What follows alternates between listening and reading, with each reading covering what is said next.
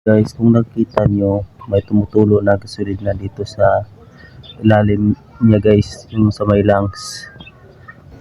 Dahil yan sa sumusobra ang gasolina. So, ganito lang ang gagawin nyo guys. Una guys is tatanggalin muna natin itong carb guys. Yung dito na tornilyo at saka dito. So, ayan guys, natanggal na natin yung tornilyo. So, ang next na tatanggalin natin is itong dito, yung pin niya at saka yung hose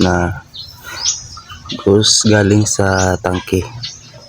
So, hubutin lang natin to at ito tatanggalin.